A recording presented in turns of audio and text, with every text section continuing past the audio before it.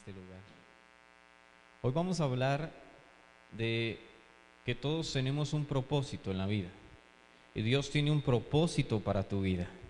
Pero ¿cuál va a ser tu actitud ante ese propósito?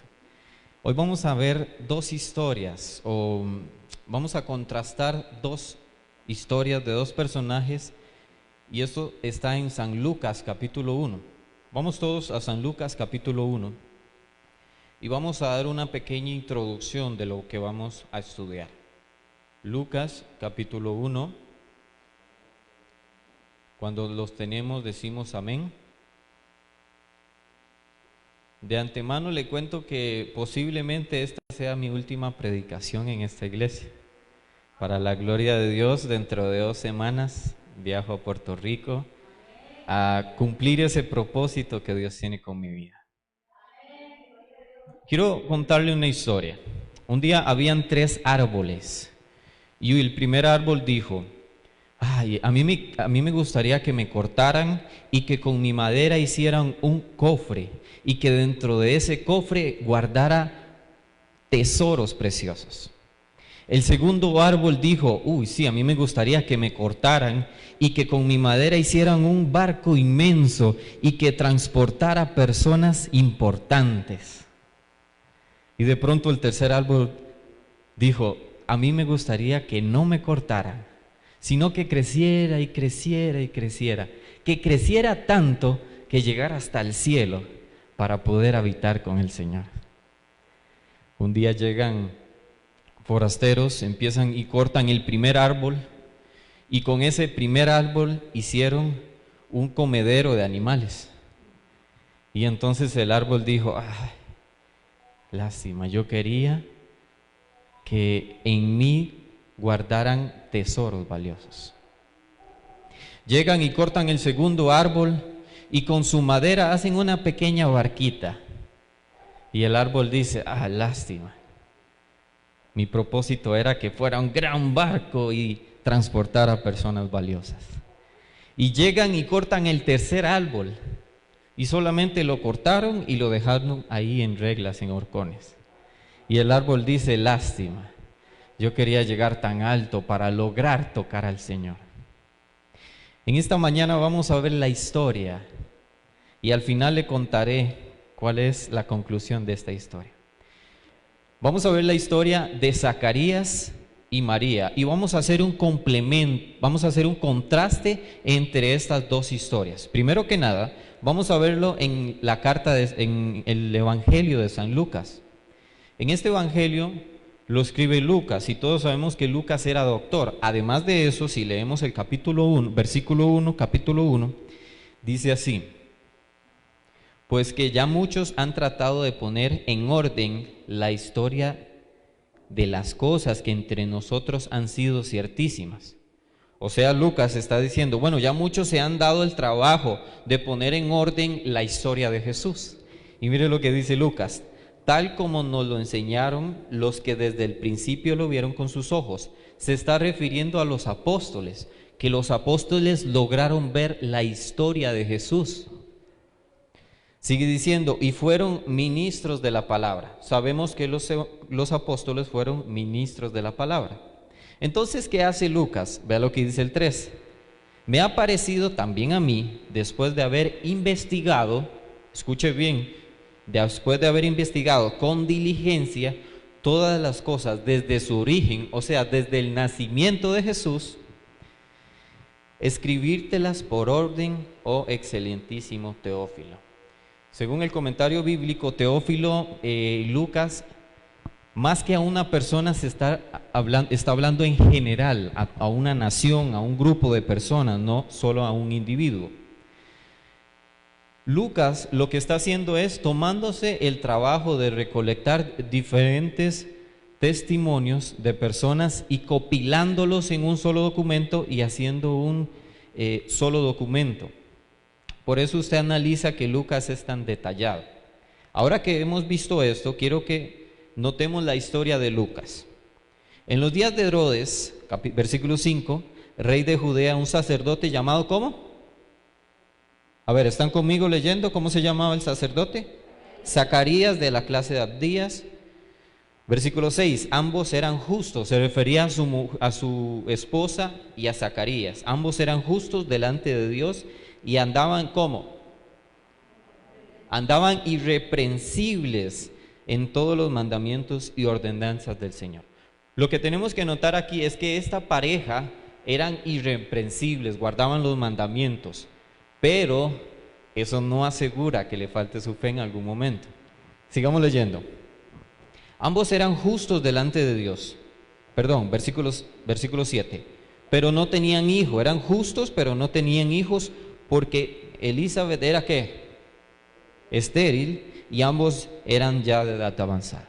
Cuando Lucas empieza a escribir esto, Lucas quiere dar a entender a las personas que van a leer esto, que esto era imposible, que tuvieran un hijo, porque además de que era estéril, Lucas agrega otro detalle. ¿Cuál era? Que eran de edad avanzada. Sabemos que cuando ya las personas son de edad avanzada, el sistema reproductivo deja de funcionar y entonces no pueden tener hijos. Además de que era estéril, tenía un problema mayor. Lucas lo que está haciendo es tratar de ampliar el problema para que las personas vean que eso es imposible para las personas. Y sabe que Dios funciona así, Dios trabaja así, Dios deja que las cosas pasen así con un propósito. ¿Recuerdan cuando Lázaro iba a morir? Llegaron ante Jesús y le dijeron: Jesús, tu amigo ¿qué? Está enfermo. ¿Y qué hizo Jesús? ¿Fue inmediatamente? No, dio una vuelta que duró 4 días más. ¿Sabe por qué Jesús hizo esto? Porque si Jesús llegaba de inmediato y hacía un milagro, la gente iba a decir: no, es que era una gripe, era una enfermedad cualquiera. Sin embargo, Dios dejó que el problema se hiciera aún más grande y más grande. Llegó 4 días después y el cuerpo ya se estaba descomponiendo. Y entonces ahora, cuando Jesús hiciera el milagro, las personas iban a creer. Las personas iban a decir: Dios es poderoso.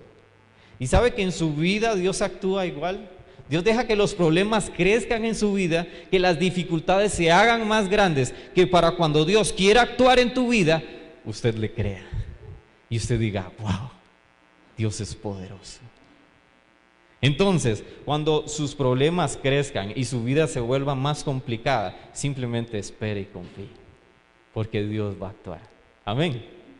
Mire qué maravilloso mensaje nos deja Lucas con solo estos 2 detalles. Y aconteció que ejerciendo Zacarías el sacerdocio delante de Dios según el orden de su clase, porque habían diferentes clases, habían muchos sacerdotes y cada clase se encargaba de algo. Zacarías se encargaba de ofrecer el incienso. Seguimos leyendo. El versículo 9. Conforme a la costumbre del sacerdocio, le tocó en suerte ofrecer el incienso entrando en el santuario del Señor. Y usted lee aquí, dice: un momento, pero aquí dice suerte. Entonces podemos jugar lotería porque esto es de la suerte. Si usted no investiga esto, se puede controversiar. Sin embargo, en la antigüedad, esto de ofrecer suerte era simple. Todos los sacerdotes se hacían en un círculo y el presidente, el sumo sacerdote, el que mandaba, se ponía en el centro y daba la orden. Y cada persona levantaba los dedos, los que la persona quisiera, 1, 3, 4 o los 5. Y entonces el sumo sacerdote decía un número, 20. Y entonces empezaba por 1, y si la persona levantó 2 dedos, contaba 1, 2. Y si la segunda persona levantaba 1, 3. Y así sucesivamente hasta llegar al número 20, y al que le tocaba, ese era el cual iba a ofrecer el incienso. Entonces a esto se refiere cuando ofrecían o tocaban suerte. Versículo 10. Y toda la multitud del pueblo estaba afuera orando a la hora del incienso. Recuerden que cuando el sacerdote iba a ofrecer incienso, ¿qué estaba haciendo el pueblo afuera? Orando para esperar que el sacerdote saliera. Y entonces cuando el sacerdote salía, levantaba las manos y daba la bendición sacerdotal: que el rostro de Dios esté sobre ti. Pero ¿qué sucedió? Mire lo que dice el 11. Y se le apareció un ángel del Señor puesto en pie a la derecha del altar del incienso. Derecha del altar significa que es un símbolo de respeto. Zacarías tenía que hacer respeto ante este ángel. Versículo 12. Y se turbó Zacarías al verle y se sobrecogió temor. O sea, a Zacarías le dio miedo ver este ángel frente a él. Versículo 13. Pero el ángel le dijo, ¿qué le dijo? Zacarías, no temas. Significa que le dio miedo, ¿verdad? Porque tu oración ha sido oída. Significa que ha orado por años: Señor, dame una descendencia, dame un hijo. Porque eso era importante en ese momento. El nombre de esa persona iba a ser recordado por generaciones. Y estaba orando, y su oración fue escuchada. Y tu mujer, le dice el ángel, Elizabeth, te dará a luz un hijo, y la llamarás, ¿cómo lo llamarás? Juan, ¿quién? ¿Cuál era este Juan? Juan el Bautista, excelente. Versículo 14, tendrás gozo y alegría y muchos se regocijarán de su nacimiento. ¿Por qué? Vea el por qué. Versículo 15, porque será grande delante de Dios. Y sigue diciendo, no beberá vino ni sidra y será lleno del Espíritu Santo aún desde el vientre de su madre. No sé si lo notan, pero desde el vientre de su madre Dios ya tenía un propósito con esa persona. ¿Y por qué no creer que desde el vientre de su madre Dios tenía un propósito con su vida? Estuve hablando con una persona que durante su vida se ha tratado de envenenar 3 veces, tomado un montón de pastillas y lo llevan al hospital, le hacen un lavado y no se muere y trata otra vez y nada. Estos últimos días o meses fue llevado al hospital muy grave con COVID y estuvo entubado y se complicó el asunto, tanto así que se le hizo un coágulo en la cabeza y tuvieron que sacarlo y estaba bien grave y aún así Dios le dio vida. Y entonces yo hablaba con él y le decía, Dios tiene un propósito con su vida, porque no le ha llegado la hora, no le ha llegado el momento. Y si usted está acá en este momento es porque Dios tiene un propósito con su vida. Si Dios le ha dado el permiso, el regalo de volver, de tener este año nuevo, es porque Dios tiene un propósito con su vida. Y si usted no se ha ido es porque no ha cumplido con ese propósito. Todos sabemos cuál es el propósito, ¿verdad? Nacemos para capacitarnos y poder traer almas del Señor acá. Ese es nuestro propósito en la vida. No es vivir, tener hijos, hacer plata, hacer esto, no. Eso es un plus, eso es para que usted sobreviva, pero usted tiene que vivir para el Señor. Y Dios lo ha dejado a usted vivo, que vuelva a vivir otro año, porque usted tiene un propósito con su vida, porque Dios tiene un propósito con su vida. Y vea lo que dice, 16, y hará que muchos de los hijos de Israel, ¿qué? Se conviertan al Señor Dios de ellos. En otras palabras, ¿qué estaba haciendo él? Preparando el terreno para la venida del Señor, ¿sí o no? Isaías, se menciona que cuando Isaías empezó a predicar era porque todo estaba en controversia y el ambiente era parecido al de Juan. Después de 400 años de que no se levantaba un profeta, se levanta Juan el Bautista y empieza a predicar con poder. Después de tantos años de pecado, Dios levantó a una persona para que predicara, y es usted. Dice la Biblia que Juan el Bautista era el segundo Elías, y usted es el tercer Elías. Porque estamos en un ambiente parecido, de controversia, que las personas le dicen bueno a lo malo. Que ahora si usted juzga a una persona que está haciendo algo malo, a usted le cae la ley. Usted es el que está equivocado.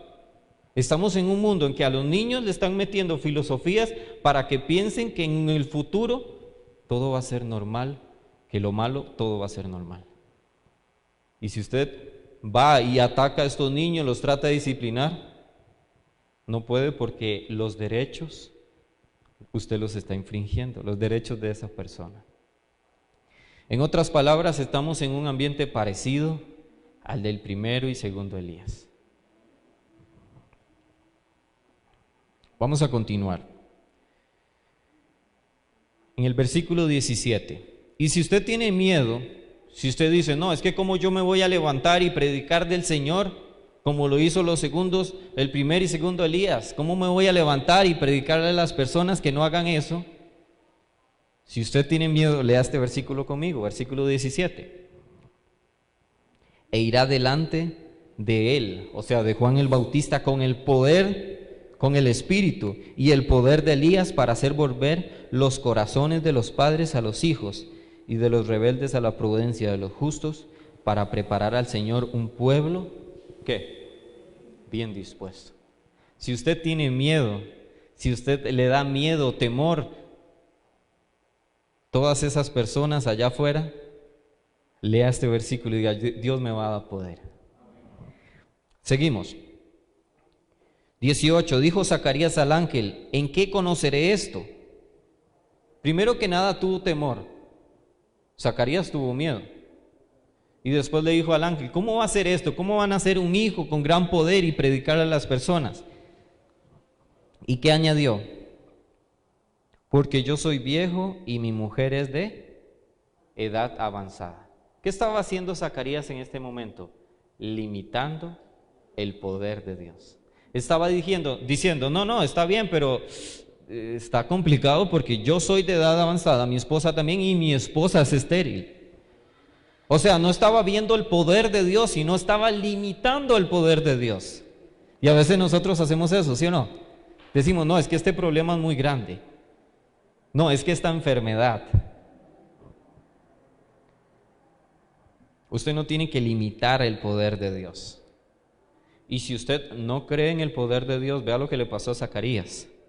Respondió el ángel y le dijo, yo soy Gabriel.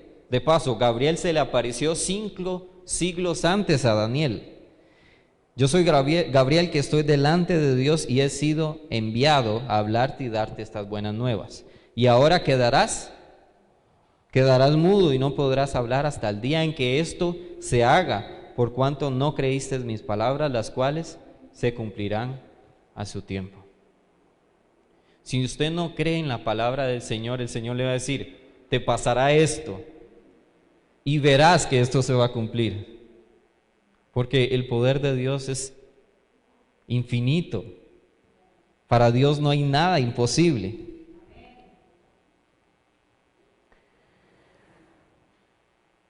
Vamos a el 21, y el pueblo estaba esperando a Zacarías y se extrañaba de que él demorase en el santuario. Imagínense todas las personas esperando a que saliera Zacarías. Vamos a avanzar un poquito. Hemos visto la historia de un hombre. Dios tenía un propósito con esta persona y Dios le reveló su propósito. ¿Y qué hizo? Aunque fueran las dos personas, su esposa y Zacarías, guardaban mandamientos, eran buenas personas, irreprensibles delante de Dios, aún así la fe le faltó. Imagínese tantos años orando y que cuando se vaya a cumplir, su fe falte. Y le dijo Zacarías, Señor, pero ¿cómo puede ser esto? No puedo yo. Señor, ¿cómo puede ser esto? Yo soy tartamudo, le dijo Moisés. Vamos al versículo 26. Al 6º mes, el ángel Gabriel fue enviado por Dios a una ciudad de Galilea llamada Nazaret, a una virgen desposada con un varón que se llamaba José, de la casa de David, y el nombre de la virgen era María. Y entrado el ángel en donde ella estaba, salve muy favorecida. Esto de muy favorecida, si usted lo lee, dichosa, alegre. También otra traducción es llena de gracia. María fue un recipiente de gracia del Señor. Gracia es regalo. Escuche bien, un recipiente. A María le dieron gracia. Ella no podía dar gracia. A María le dieron gracia. Note conmigo las siguientes palabras. El Señor es contigo, bendita tú entre las mujeres. Mas ella, cuando la vio, se turbó por sus palabras y pensaba, ¿qué saludo es este? Primero que nada, Zacarías se asustó, ¿sí o no? Zacarías se asustó. ¿Es malo asustarse? No, porque María también se asustó.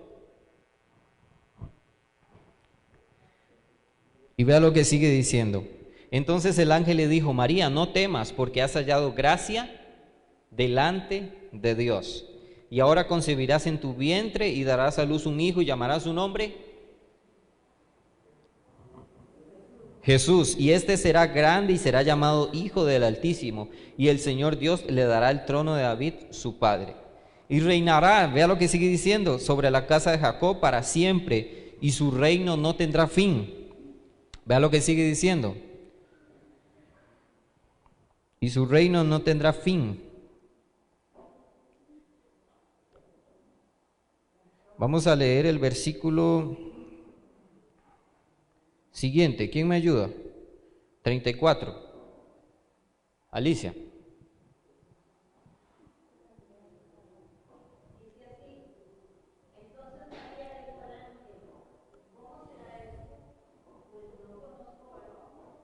Primero que María, lo que estaba haciendo María era poniendo lo lógico, ¿sí o no? Diciendo, no, es que por lógica esto no puede pasar. Pero para Dios hay algo lógico, hay algo imposible. Aún Él rompe la lógica y dice, no, esto va a pasar. Respondiendo el ángel le dijo, el Espíritu Santo vendrá sobre ti. Y estas palabras son para usted. Y el poder del Altísimo te cubrirá con su sombra, y por lo cual también el Señor que nacerá será llamado Hijo de Dios. Dios tenía un propósito con María.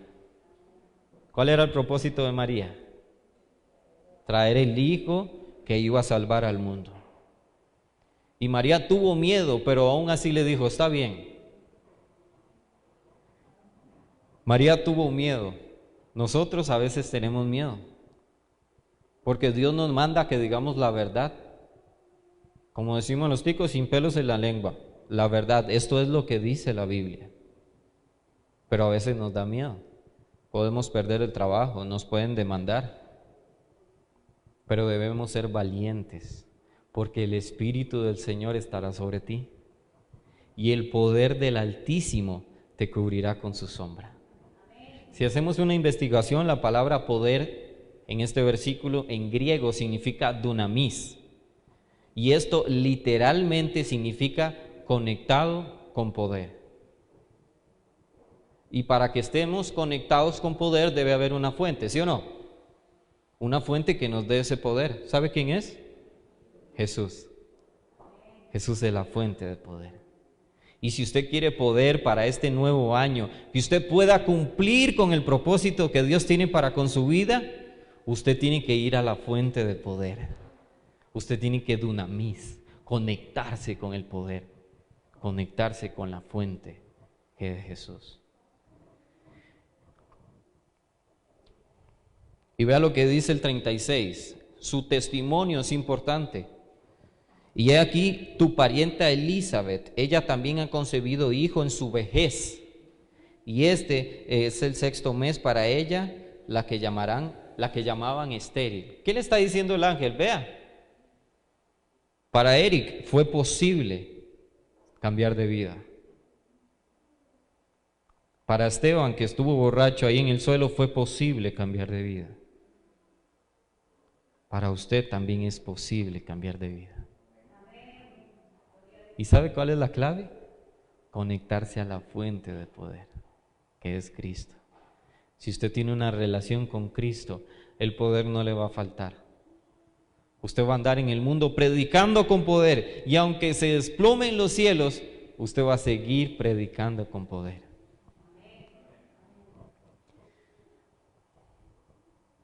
Mira a Elizabeth, era de edad avanzada y estéril. 37, porque nada hay imposible para Dios. Confíe en el Señor. Quizás este año hemos pasado por problemas y por dificultades, pero este año va a ser diferente, va a ser bendecido. Y si se vienen problemas, estaremos conectados a la fuente de poder, que es Cristo Jesús. No tenga miedo. Confíe en el Señor y predique de su palabra. Comparta al Señor con las demás personas. 39. En aquellos días, levantándose María, fue deprisa ya esto lo sabemos, fue corriendo a Elizabeth fue corriendo a María. 45, y bienaventurada la que creyó, porque se cumplirá lo que fue dicho de parte del Señor. Y vea lo que sigue diciendo. Entonces María dijo: engrandece mi alma, Señor, y mi espíritu se regocija en Dios mi Salvador, porque ha mirado la bajeza de su sierva, pues he aquí desde ahora me dirán bienaventurada todas las generaciones. Dios ha visto nuestra bajeza. De todas las personas preparadas, inteligentes, letradas de allá afuera, Dios los cogió a usted para que esté acá, para que comparta el evangelio con las demás personas. Porque me ha hecho grandes cosas el poderoso, santo, santo es su nombre, y su misericordia es de generación en generación a los que le temen. Hizo proezas con sus brazos, esparció a los soberbios en el pensamiento de sus corazones. Y si usted sigue leyendo ahí, infinidad de cosas. Y cuando María recibió el mensaje del ángel, le dijo: he aquí tu sierva. Cuando Zacarías le dijo: no, es que no puedo, soy de edad avanzada y mi esposa es estéril. María también tuvo miedo, pero le dijo: he aquí tu sierva, hágase conmigo según sea tu voluntad. ¿Cuál va a ser nuestra actitud ante el propósito que tenemos en la vida? Le diremos al Señor: Señor, te entrego mi vida, te entrego a mi familia, haga conmigo lo que usted quiera. Vea lo que dice el 63 para ir terminando. Y pidiendo una tablilla, esto es por el nombre, esto no es importante, pero vea lo que dice el 67. Y Zacarías fue lleno del Espíritu Santo y profetizó diciendo: bendito el Señor Dios de Israel, que ha visitado y redimido a su pueblo, y nos levantó un poderoso Salvador en la casa de David su siervo. Y cuando Zacarías reconoció que Dios era todopoderoso, que lo que él dijo se iba a cumplir, se le fueron abiertos la boca y profetizó estas palabras.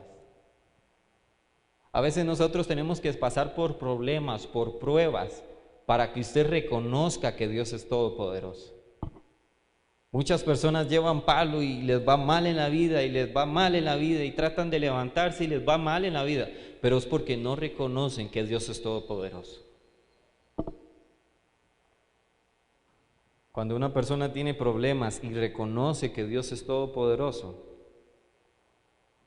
se humilla ante Dios y reconoce que Dios es el Rey. En conclusión, nosotros tenemos que compartir la palabra del Señor. No decirle: Señor, tengo miedo, sino decirle: Señor, te entrego mi vida. Yo sé que me van a salir problemas y dificultades, pero mi vida es tuya. He aquí tu siervo.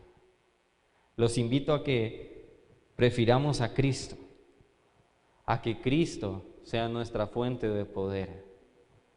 Y mientras escuchemos este hermoso canto, usted dígale al Señor: Señor, yo lo prefiero a usted. Aunque tenga miedo este nuevo año, salgan problemas, dificultades, deudas, yo lo prefiero a usted. Y quiero estar conectado en la fuente de poder.